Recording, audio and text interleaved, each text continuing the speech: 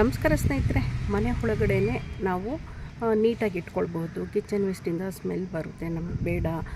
ಹೊರಗಡೆ ಗೊಬ್ಬರನ ತರಿಸ್ಬಿಟ್ಟು ಇನ್ಸ್ಟೆಂಟಾಗಿ ನಾನು ಮಾಡೋವಂಥದ್ದನ್ನ ಹೇಳ್ಕೊಡಿ ಅಂತ ಹೇಳಿದ್ರೆ, ಅದು ನಾನು ಹೊರಗಡೆಯಿಂದ ಗೊಬ್ಬರ ತರಿಸಿ ಮಿಕ್ಸ್ ಮಾಡೋದು ಹೇಗೆ ಏನು ಅಂತ ತೋರಿಸ್ಕೊಡ್ತಾ ಇದ್ದೀನಿ. ಮನೆ ಒಳಗಡೆ ನೀವು ಇಟ್ಕೊಳ್ಬೋದು. ವಾರಕ್ಕೆ 1-2 ಬಾರಿ ನೀವು ಬಿಸಿಲಲ್ಲಿಟ್ಟರೆ ಸಾಕು, ನಿಮ್ಮ ಗಿಡ ತುಂಬ ಚೆನ್ನಾಗಿರುತ್ತೆ. ಇಂಡೋರ್ ಪ್ಲ್ಯಾಂಟು ಅದ್ರ ಬಗ್ಗೆ ನಾನು ಇವತ್ತು ಮಾಹಿತಿ ಕೊಡೋಕ್ಕೆ ಇಷ್ಟಪಡ್ತೀನಿ ಸ್ನೇಹಿತರೆ.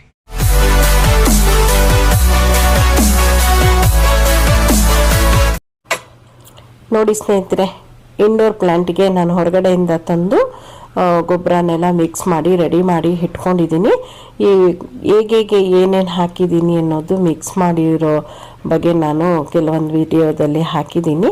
ಖಂಡಿತವಾಗ್ಲೂ ನೋಡಿ, ನಿಮಗೋಸ್ಕರನೇ ಈ ವಿಡಿಯೋ ಮಾಡಿರೋದು. ಗೊಬ್ಬರ ಮಿಕ್ಸ್ ಮಾಡೋದು ಹೊರಗಡೆಯಿಂದ ತಂದು ಏನೇನು ಹಾಕಿದ್ದೀನಿ ಅಂತ ನೀವು ಇನ್ನೊಂದು ವಿಡಿಯೋದಲ್ಲಿ ನೋಡಬೇಕಾಗುತ್ತೆ. ಇವಾಗ ಇಷ್ಟು ರೆಡಿಯಾಗಿದೆ ಸ್ನೇಹಿತರೆ. ಫುಲ್ಲು ನಾನು ಎಲ್ಲನೂ ಹಾಕಿ ಗೊಬ್ಬರನ ರೆಡಿ ಮಾಡಿ ಇಟ್ಕೊಂಡಿದ್ದೀನಿ. ಅಂದರೆ ಮಣ್ಣು ಗೊಬ್ಬರ ಎಲ್ಲನೂ ಸೇರಿಸಿ ಇವಾಗ ಗಿಡಗಳು ಇಂಡೋರ್ ಪ್ಲ್ಯಾಂಟು ನಾನೊಂದು 4 ಗಿಡನ ತೋರಿಸ್ತೀನಿ, ಮನೆ ಒಳಗಡೆ ಯಾವುದಾದ್ರು ಇಟ್ಕೊಳ್ಬಹುದು ಅಂದ್ಬಿಟ್ಟು. ಇದ್ರ ಜೊತೆಗೆ ಸ್ನೇಕ್ ಪ್ಲ್ಯಾಂಟನ್ನು ಸೇರಿಸ್ಕೊಳ್ಳಿ ಸ್ನೇಹಿತರೆ. ಅದನ್ನು ಒಳ್ಳೆ ಆಕ್ಸಿಜನ್ ಬರುತ್ತೆ ಅಂದ್ಬಿಟ್ಟು ಅದನ್ನು ಮನೆ ಒಳಗಡೆ ಇಡೋಕ್ಕೆ ಚೆನ್ನಾಗಿರುತ್ತೆ. ಮತ್ತು ಈ ಪಾಟು ನೋಡಿ, ಇಷ್ಟು ತುಂಬ ಚೆನ್ನಾಗಿದೆ ಸ್ನೇಹಿತರೆ. ಈ ಥರ ಪಾಟನ್ನು ನೀವು ಮನೆ ಒಳಗಡೆ ಇಟ್ಕೊಳ್ಳೋಕ್ಕೆ ಚೆನ್ನಾಗಿರುತ್ತೆ. ಈ ಥರ ಪಾಟನ್ನು ನೀವು ತಗೊಳ್ಳೋದ್ರಿಂದ ನಿಮಗೆ ತುಂಬ ವಾರಕ್ಕೊಂದು ಬಾರಿ ನೀರು ಹಾಕಿದ್ರೆ ಸಾಕು. ಏನೋ ಸಮ್ಮರ್ ಟೈಮಲ್ಲಿ ಮಾತ್ರ 2 ಬಾರಿ ಸ್ವಲ್ಪ ಒಂದು ಅರ್ಧ ಗ್ಲಾಸ್ ಅಂದರೆ ಮಿಲಿಯಷ್ಟು ನೀರು ಹಾಕಿದ್ರೆ ಸಾಕು. ಹೆಚ್ಚಿಗೆ ಏನು ಹಾಕೋದು ಬೇಕಿಲ್ಲ ಸ್ನೇಹಿತರೆ. ಇವಾಗ ಇದನ್ನು ಹೇಗೆ ನಾವು ಇಂಡೋರ್ ಪ್ಲ್ಯಾಂಟಿಗೆ ರೆಡಿ ಮಾಡ್ಕೊಳ್ಳೋದು ಅಂತ ತೋರಿಸ್ತಾ ಇದ್ದೀನಿ. ಇವಾಗ ಈ ಥರದ್ದು ನೆಟ್ಟು ಇದಕ್ಕೆ ಅಂತಲೇ ನೆಟ್ಟು ಆನ್ಲೈನಲ್ಲಿ ಸಿಗುತ್ತೆ, ಬೇಕಿದ್ರೆ ನೀವು ತೊಗೊಳ್ಬಹುದು. ಏನು 150ಕ್ಕೆ 12 ಪೀಸಿಗೆ 150 ರೂಪಾಯಿ ಏನೋ ಆಗುತ್ತಷ್ಟೇ. ನಾನೇನು ಮಾಡ್ತಾಯಿದ್ದೀನಿ, ಈ ಥರ ವೇಸ್ಟ್ ಈ ನೆಟ್ ಇತ್ತು, ಇದನ್ನೇ ಹಾಕ್ಕೊಂಡು ನಾನು ಮಾಡ್ಕೊಳ್ತಿದ್ದೀನಿ. ಈ ಥರ ನೆಟ್ಟನ್ನು ಹಾಕ್ಬಿಟ್ಟು ಮಣ್ಣನ್ನು ಹಾಕಬೇಕು. ಬೇರೆ ವಿಡಿಯೋದಲ್ಲಿ ನೋಡಿದ್ದೀರಾ ನಾನು ಚಿಪ್ಪುಗಳನ್ನ ಹಾಕೋದು, ಒಡಕಲ್ಲು ಪೀಸ್ಗಳನ್ನ ಹಾಕಿ ಎಲ್ಲ ಮಾಡೋದು. ಇದು ಒಳಗಡೆಗೆ ಸಾಕು, ಇಷ್ಟು ನೆಟ್ಟದ್ದು ಹಾಕಿದ್ರೆ ಸಾಕು. ನಿಮ್ಗೆ ಏನಾದರೂ ಈ ಥರ ನೆಟ್ ಸಿಕ್ಕಲಿಲ್ಲ ಅಂದರೆ ಆನ್ಲೈನಲ್ಲಿ ಬುಕ್ ಮಾಡ್ಕೊಳ್ಳಿ, ಸಿಗುತ್ತೆ. ಇವಾಗ ಹಾಕಿ ಸ್ವಲ್ಪ ಮಣ್ಣನ್ನೆಲ್ಲ ಹಾಕಾಯಿತು. ಇವಾಗ ಯಾವುದಾದ್ರೂ ಒಂದು ಗಿಡನ ಹಾಕೋಣ ಬನ್ನಿ. ಇವಾಗ ನೋಡಿ, ನಾನು ಈ ಗಿಡನ ಹಾಕ್ಕೊಳ್ತೀನಿ. ಇದನ್ನು ರೈತರ ಸಂತೆಯಲ್ಲಿ ತೊಗೊಂಡು ಬಂದಿದ್ದೆ. ಇವಾಗ ಇದು 2 ಗಿಡ ಇದೆ ಸ್ನೇಹಿತರೆ. ಅದನ್ನು ಬೇರ್ಪಡಿಸಿ ನಾನು 2 ಗಿಡ ಮಾಡ್ಕೋತೀನಿ. ಒಂದೊಂದು ಪಾಟ್ಗೂ ಒಂದೊಂದು ಹಾಕ್ಕೊಂಡು ಹೋದರೆ ಅದು ತುಂಬ ಚೆನ್ನಾಗಿ ಬರುತ್ತೆ. ಅದಕ್ಕೋಸ್ಕರ ಹೇಗಿದ್ರು ತೆಗೆದು ನಿಮಗೆ ತೋರ್ಸಕ್ಕಂತ ತೆಗೆದ್ನಲ್ವಾ. ಇವಾಗ ಇದನ್ನು ಬೇರ್ಪಡಿಸಿ 2 ಭಾಗವಾಗಿ ಮಾಡ್ಕೊಳ್ತೀನಿ. 2 ಗಿಡ ಇದೆ ಸ್ನೇಹಿತರೆ.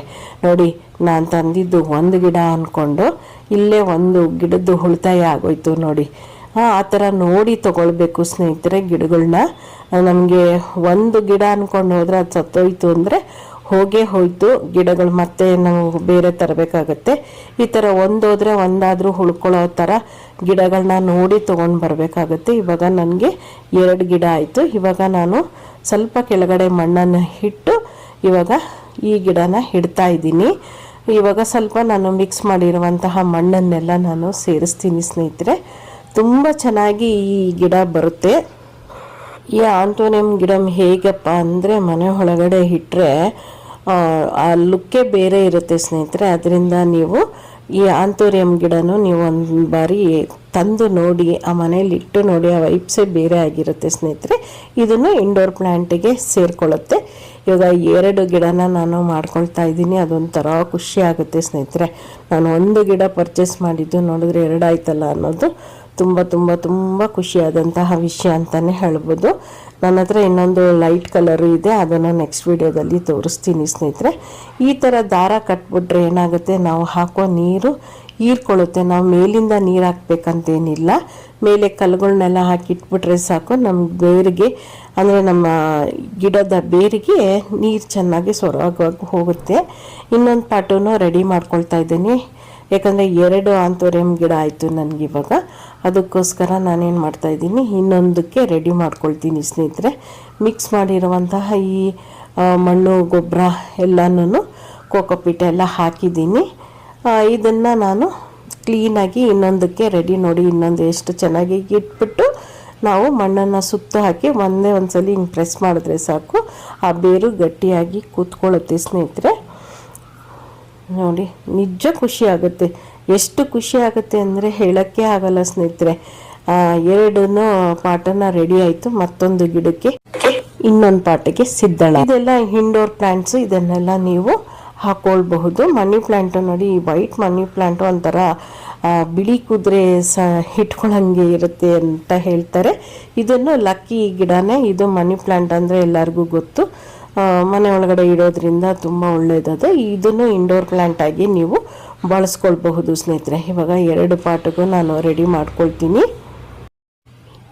ಏನಾದರೂ ಈ ಥರ ನೆಟ್ಟು ನಿಮಗೆ ಸಿಕ್ಕಲಿಲ್ಲ ಅಂದರೆ ಆನ್ಲೈನಲ್ಲಿ ತೊಗೊಳ್ಬೋದು ಸ್ನೇಹಿತರೆ. ನಿಮ್ಮ ಏನಂದರೆ ಪಾಟಿಗೆ ಒಂದೇ ಸೈಜು ಸಿಕ್ಬಿಡುತ್ತೆ. ಆಮೇಲೆ ನಾವು ಕಟ್ ಮಾಡ್ಕೊಳ್ಬೇಕಾಗತ್ತೆ ಅದನ್ನು. ಒಂದೇ ಥರ ಪಾಟ್ ಏನಾದರೂ ನೀವು ಇಟ್ಕೊಳ್ತೀನಿ ಅಂದರೆ ಅಡ್ಡಿ ಇಲ್ಲ. ಆ ಥರ ನೆಟ್ಟನ್ನು ನೀವು ತರಿಸಿ ಇಟ್ಕೊಳ್ಬಹುದು. ಅದನ್ನು ತುಂಬ ಚೆನ್ನಾಗಿ ಬಾಳಿಕೆ ಬರುತ್ತೆ ಸ್ನೇಹಿತರೆ. ನೀವು ಅದನ್ನು ಒಂದ್ಸಲಿ ಟ್ರೈ ಮಾಡ್ತೀನಿ ಅಂದರೆ ನೋಡಿ. ಇವಾಗ ನೋಡಿ, ನಾನು ಮನಿ ಪ್ಲ್ಯಾಂಟನ್ನು ಹಾಕ್ತಾಯಿದ್ದೀನಿ.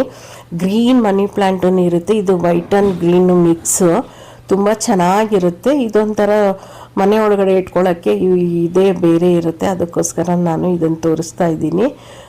3 ಗಿಡಕ್ಕೂ ರೆಡಿ ಆಯಿತು. ಇನ್ನೊಂದು ಗಿಡಕ್ಕೆ ರೆಡಿ ಮಾಡ್ತಾಯಿದ್ದೀನಿ.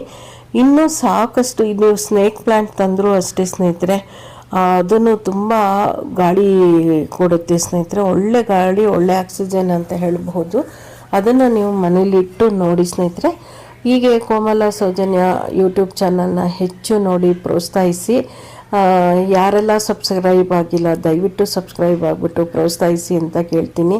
ನಿಮ್ಮ ಅನಿಸಿಕೆ ಅಭಿಪ್ರಾಯನ ಕಮೆಂಟ್ಸ್ ಮೂಲಕ ತಿಳಿಸಿ.